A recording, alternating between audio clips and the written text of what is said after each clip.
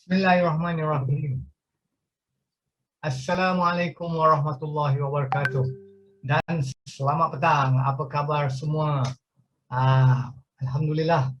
Apa yang kita rancang selama ni akhirnya menjadi satu ke realiti, yang mana pada malam ini kita dapat bersama dalam satu rancangan live bersama Encik Muhsin, iaitu saya, Lessons of Life with Lots of Love, LOL with LOL. Itulah dia program yang kita panggil. Kenapa kita panggil program ni Lessons of Life with Lots of Love?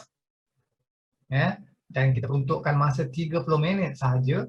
Maka dekat sini tadi, kalau kita tengok hari ni, inilah dia antara cabaran kita.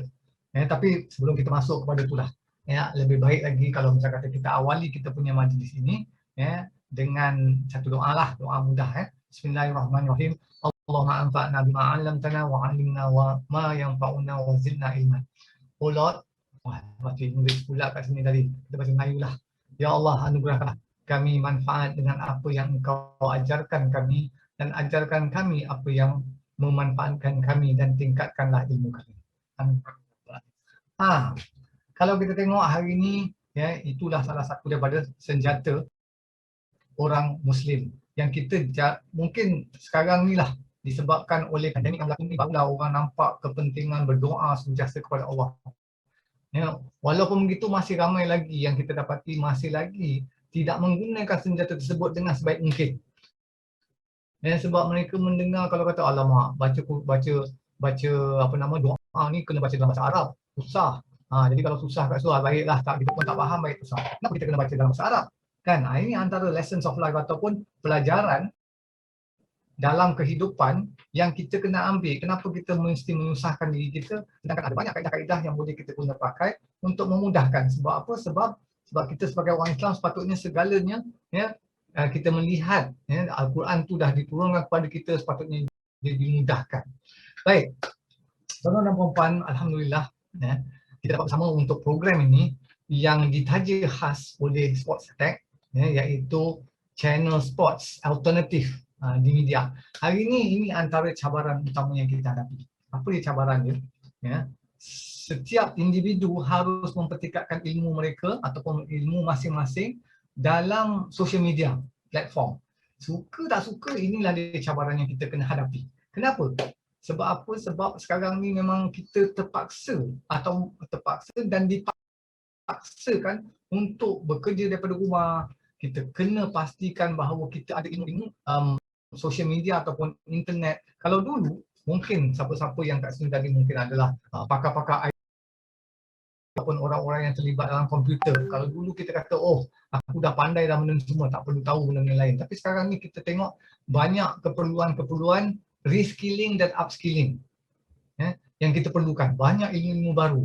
Dalam tempoh MCO ataupun PKP ini saja, saya sendiri telah menghadiri beberapa kursus online. Antaranya video editing menggunakan handphone. Mungkin kita kata kat situ tadi, alah senang aja benda ni tadi. Tapi dia takkan senang kalau sekiranya kita tidak praktis, kita tidak amalkan tadi. Ini antara cabaran kita. Maka dekat sini tadilah, bila kita cerita tentang lessons of life ataupun pelajaran kehidupan ni tadi, pertama sekali yang penting untuk kita adalah untuk memastikan bahawa kita kena kosongkan diri kita. Ini cabaran besar. Sebab bagi orang-orang yang kira dah berpengalaman berpuluh-puluh tahun, dan kebanyakan daripada kita mungkin yang dah mencapai 50 tahun dan ada yang dah nak masuk 6 series dan sebagainya, mereka melihat bahawa kenapa aku nak belajar benda-benda macam ni lagi, benda yang remeh-temeh ni tadi.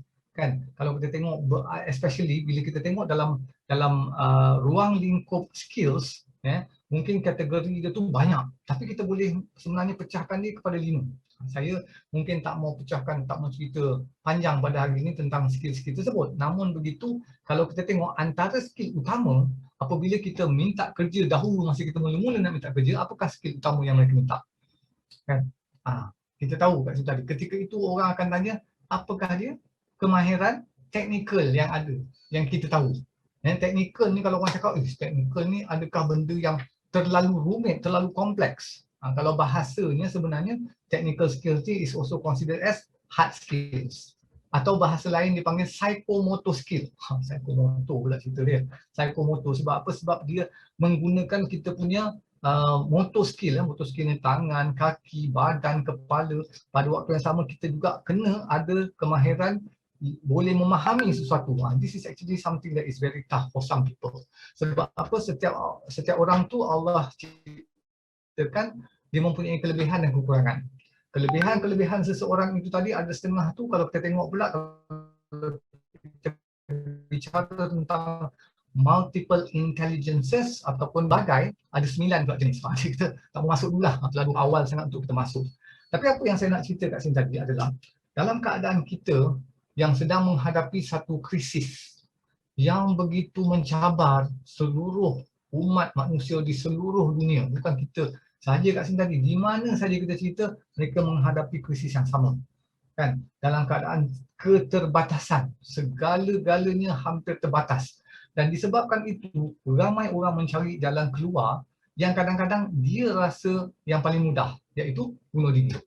Ini antara perkara yang mereka tadi itu tidak, sepanjang kehidupan mereka tu tadi mereka dah tengok sampai satu jalan buntu, alamak, that's it, okay, I give up. Ini masalah yang kita hadapi hari ini. Sebab itu, program ini, kalau kita tengok dia punya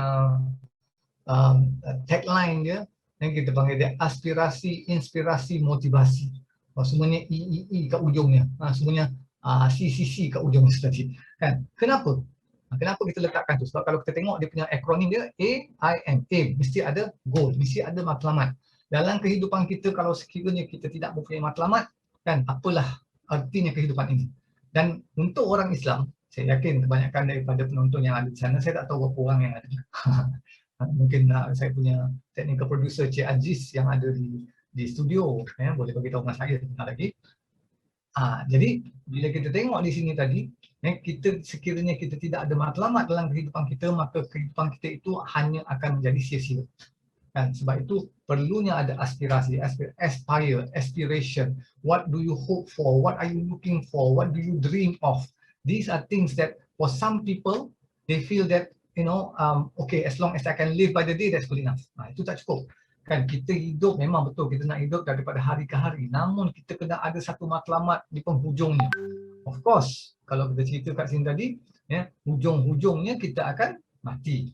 Kan? Di situlah bermulanya perjalanan sebenar kita sebenarnya. Dan saya rasa semua orang faham tentang perkara ini. Namun begitu, di sinilah yang kita dapati bahawa kebanyakan orang melihat bahawa perkara ni macam seolah-olah tadi kata, oh kita kerja dulu tak apa, yang itu cerita kemudian, aku mati lambat lagi. Ada yang sekarang ni dah tak boleh lagi cerita yang tu. Sebab apa? Sebab mati boleh katakan macam ni je.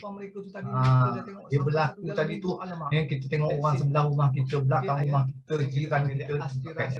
Kan? Ini antara perkara yang hari ini semua orang baru tersedar daripada lamunan yang selama ini membuatkan kita dibuai mimpi.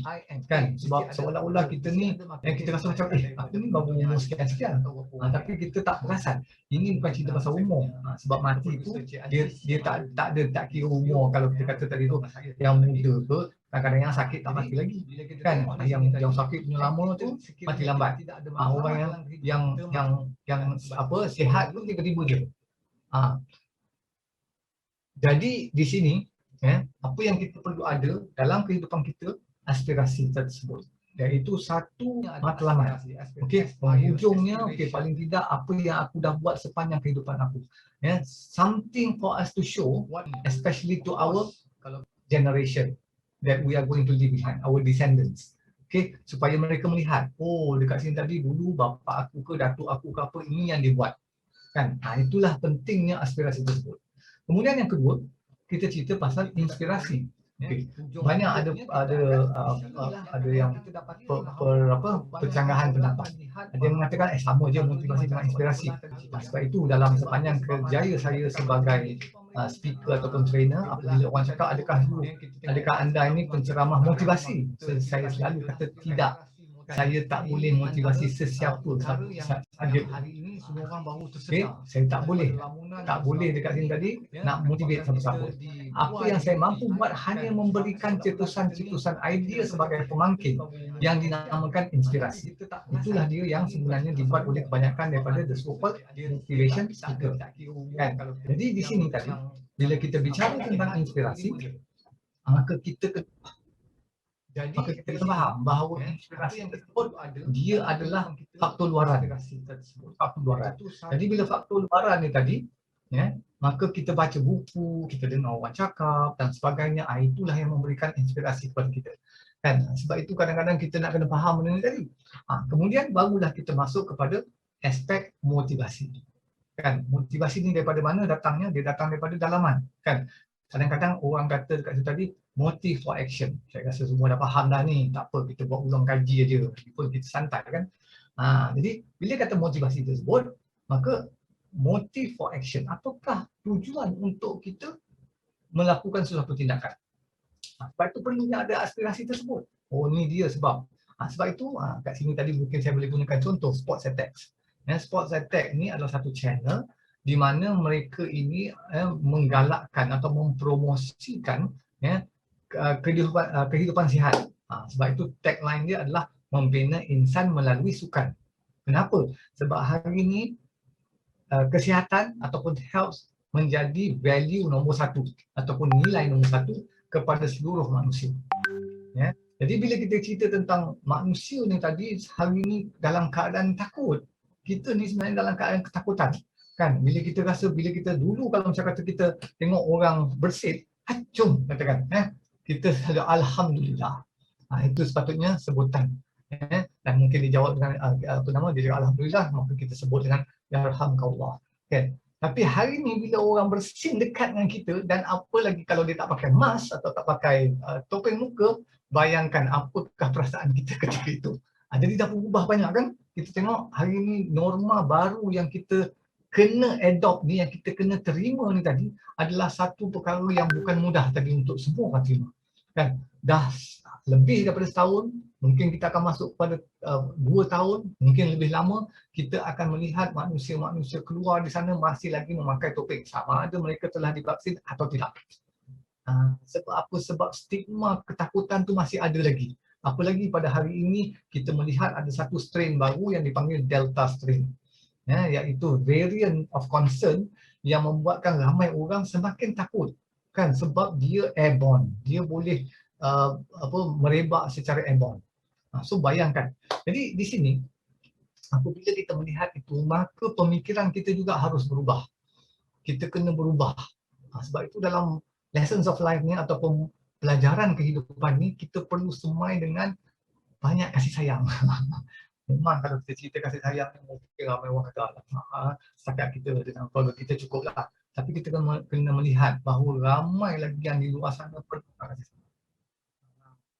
Jadi perlu sangat kat sini tadi untuk kita memastikan bahawa kita belajar balik. Sebab itu pelajaran itu daripada apa? Daripada buayan ke liang lahat. Minal mahdi ilal lahdi, daripada buayan ke liang lahat. Maka apabila kita melihat bahawa dalam lessons of life ni tadi, kita kena melihat banyak aspek. Sebab apa? Sebab kita tengok di luar sana, kalau kita ambil konsep yang selalunya orang belajar dalam strategic marketing, saya yakin ramai yang tak belajar strategic marketing di sini. Kan, kita ambil konsep pastel, iaitu elemen-elemen luaran yang memberi pengaruh pada kita yang kita tak boleh kawal. Contohnya politik, ekonomi, sosial, teknologi, kemudian environment ataupun persekitaran, dan juga legal aspect. Ini antara perkara-perkara yang kita dapati bahawa banyak lagi dekat situ tadi benda yang kita masih tak faham. Saya yakin ramai orang kat sini tadi sebab dia mungkin pakar dalam bidang dia masing-masing, tapi dia tak pakar dalam bidang lain. Sebab itu sama juga saya mengakui bahawa banyak perkara yang saya kena belajar kat sini tadi. Jadi tuan-tuan dan puan, kita mungkin akan break sebentar lagi untuk memberikan laluan sebentar kepada iklan oleh Sports Attack.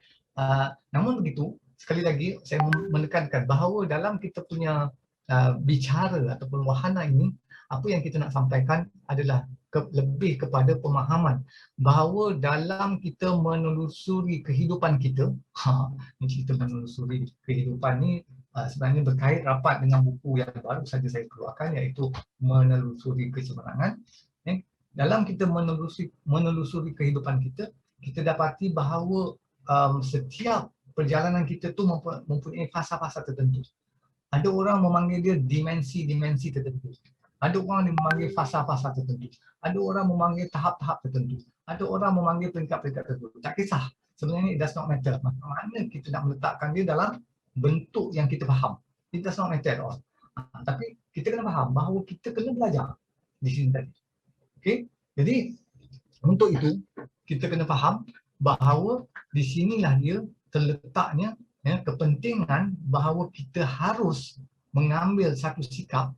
Ini sebentar lagi kita akan masuk dalam sikap, sama ada kita dapat cover dalam segmen pertama ini ataupun dalam first kita boleh bicara 30 minit ni ataupun tidak, itu cerita kedua tadi. Tapi begitulah dia keadaan kita. Baik, sebentar saya nak cek dulu dengan saya punya producer. Okey, bagaimana producer? Kita break dulu. Okey, kita break dulu, jangan ke mana-mana. Okey, saksikan dulu kita punya iklan. On your mark. Set.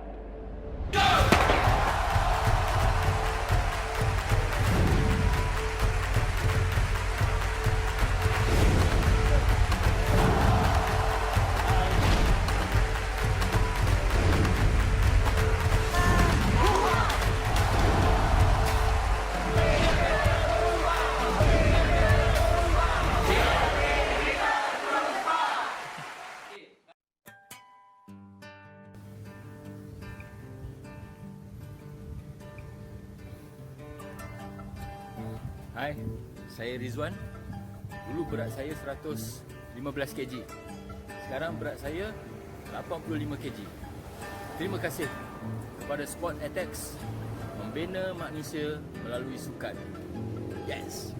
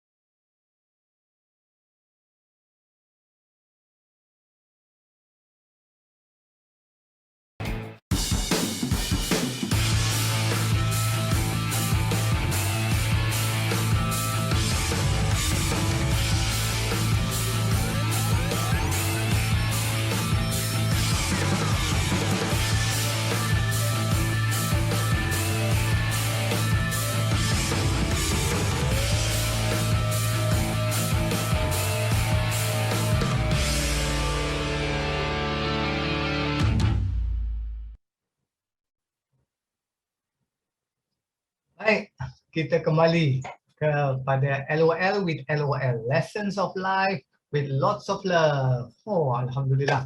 Masih lagi bersama dengan saya, Cem Hussein. Terima kasih kerana masih sudi menonton rancangan ini. Saya tahu rating malam ni pasal di program yang pertama mungkin tidaklah begitu menggalakkan, tapi tak ada masalah. Yang penting kita mulakan sesuatu. Kalau kita tak mulakan, inilah dia.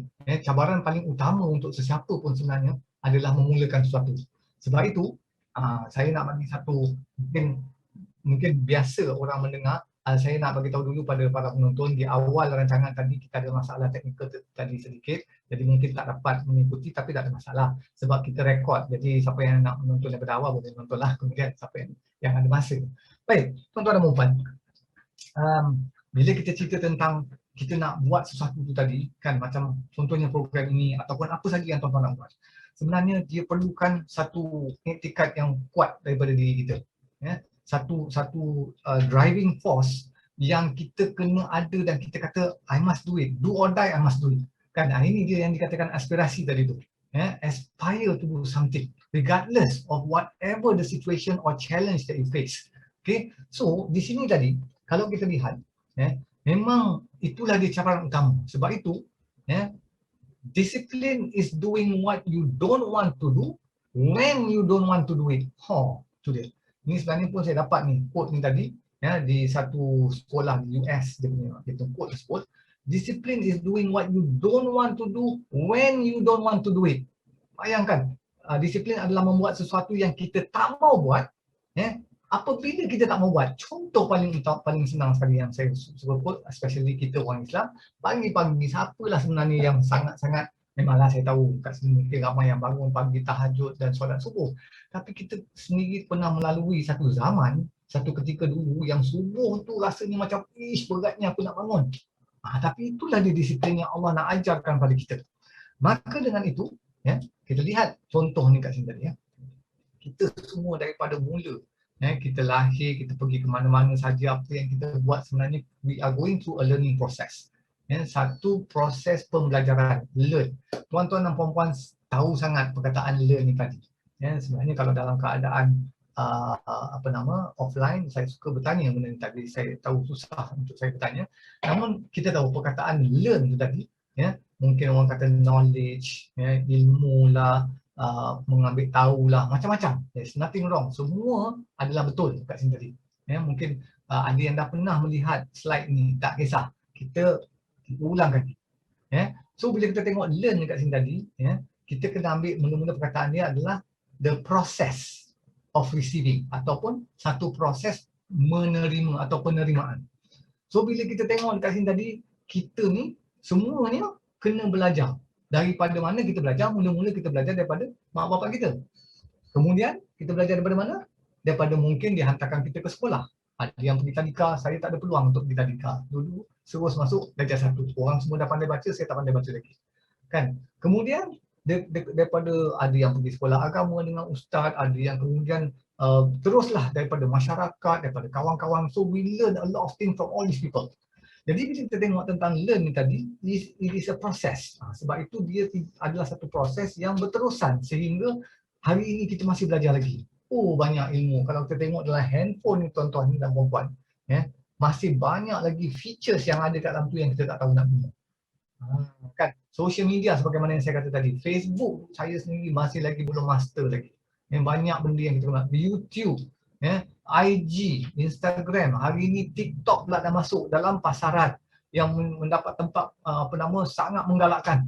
Benda ni tadi mungkin orang kata lah ni untuk orang joget-joget dan sebagainya. Sebenarnya kalau kita lihat sekarang ni trend dia dah berubah. TikTok telah pergi daripada trend yang berjoget-joget yang tak ada lara ni semua kepada satu trend untuk membawa kepada pendidikan dan juga bisnes. Saya bukan promote, saya cuma memberitahu bahawa itulah dia trend yang mereka sedang hala tuju mereka sekarang. Maka perkara-perkara ni tadi mungkin kita kata bukan dia nak bawa mati, betul. Tapi mungkin itulah dia investment atau pelaburan yang kita boleh gunakan untuk kita bawa mati. Contohnya kita sampaikan ilmu melalui platform tersebut. Platform yang ada ni jangan kita lihat sebagai benda yang hanya melarakan, yang membuatkan kita tak ada membuang masa. Tidak. Gunakan dia sebaik mungkin. That's why kita kena learn. Maka apabila kita belajar, maka kita akan dapat tahu. Sebab belajar itu adalah daripada tidak tahu kepada tahu. Dan yang paling penting sekali, kena ambil tahu. Okay? Jadi itulah dia learn. Dan of course, kalau kita cakap, selepas learn apa pula? Of course lah, teach. Dan kita tahu juga, semua orang kat sini tadi, semua orang yang saya tahu, yang ada kat sini, pernah teach atau pernah mengajar orang. Dan mungkin kita tidak mengajar secara formal, tapi definitely kita pernah mengajar secara informal. Kita jumpa dengan orang kadang-kadang, kau tahu tak benda ni? Kita tak perasan benda tu tadi. Kita panggil dia sharing ataupun berkongsi. Kadang-kadang sharing is caring. Is caring kan? Berkongsi itu menunjukkan kita ambil berat. Kadang-kadang sharing is scaring. Bila kita share, kita scare orang dari itu. Ada orang takut lagi dia share. Contohnya, kalau kadang-kadang lebih banyak kita tahu tentang COVID ni, makin lama makin kita takut lagi tadi. Maka teach ni sama juga macam tadi learning. Dia adalah proses. It is a process of giving. It is a process of imparting knowledge. It is a process of how we actually tell people what to do. It is a process of instructing people. Maka dia juga adalah proses. Dia juga adalah proses. Maka sebab itu untuk kita teach, we must first learn. And the most important thing about learning, teaching, about teaching is to learn first. Kita kena belajar dulu apa yang betul sebelum kita boleh mengajar apa yang betul itu. Sebab kalau salah pembelajaran kita, maka apa yang kita ajarkan tak betul. Sebab itu pentingnya untuk anak-anak kita terutamanya kena belajar perkara-perkara yang betul dulu. Sebab apa dia melihat mak bapak dia dulu. Maka di sinilah tadi apa yang berlaku ialah learning and teaching process ni adalah mirror image. Dia adalah mirror image. Sebab itu kita tengok anak murid yang bagus disebabkan guru yang bagus. Sebab guru dia mengajar benda yang betul. Kalau anak murid tu tak bagus, maksudnya guru dia tidak bagus. Kan, bukan menyalahkan guru, tidak. Bukan maksudkan kadang memang ada anak murid yang tak cerdik. Macam saya dulu memang tak cerdik lah, saya tahu.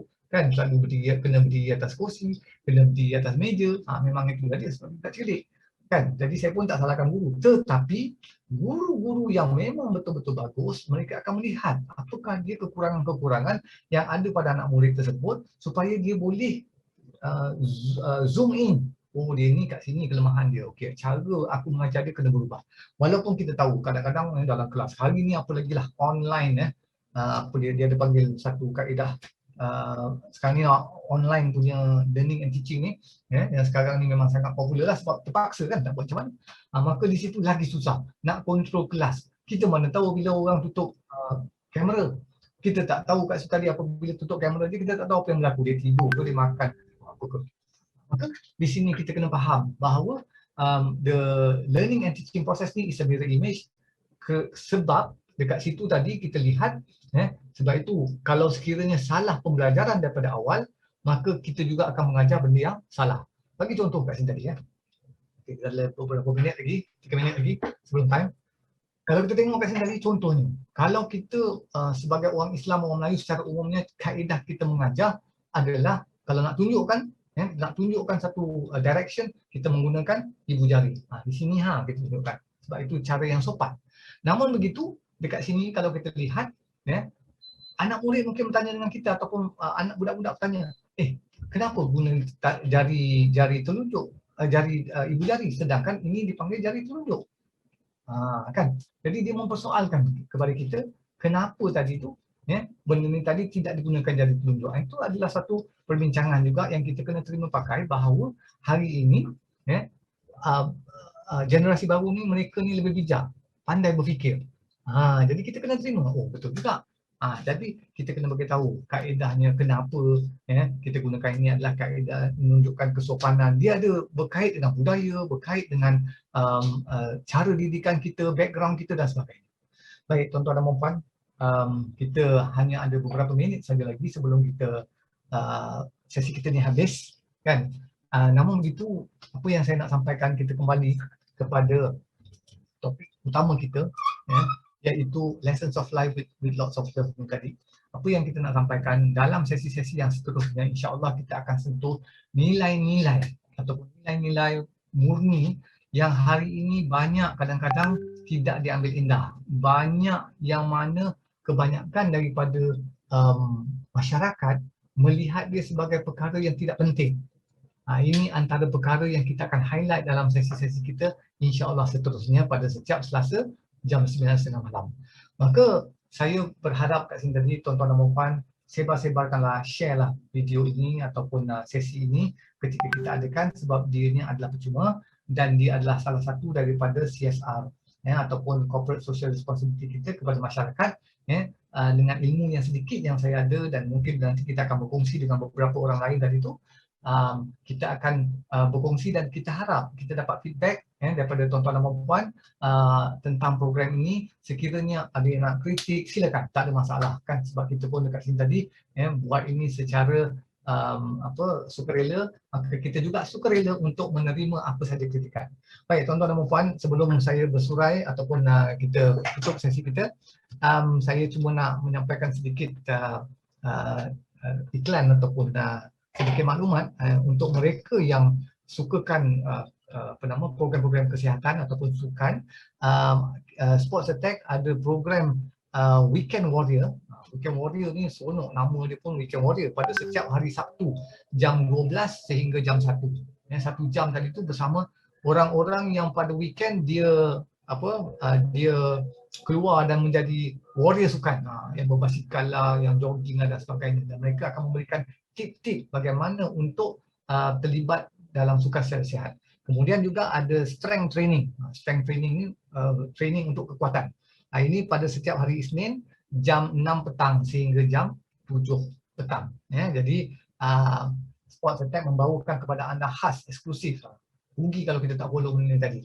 Jadi pastikan tuan-tuan dan puan-puan mengikuti, paling tidak pun tengoklah recorded program dia. Baik, kita mengucapkan ribuan terima kasih sekali lagi kepada Sports Attack, Innotech System Corporation, Innotech Media Sdn Bhd, Eduport, Aspen Academy, Serna Minda Sdn Bhd, Minda Niaga, dan juga SC Creative Sdn Bhd, dan juga FA Worldwide sebagai rakan strategik dan rakan kongsi kita dan rakan media kita. Baik tuan-tuan dan puan-puan, terima kasih kerana bersama dengan saya Cem Hussein selama 30 minit. Kita pun dah lajak sedikit masa, maafkan saya sekiranya terkasar bahasa dan sebagainya, dan kita harap kita dapat berjumpa lagi pada minggu hadapan waktu yang sama 9.30, dan kita akan war-warkan dalam Facebook dan juga WhatsApp. Terima kasih sekali lagi. Assalamualaikum warahmatullahi wabarakatuh. Bye bye.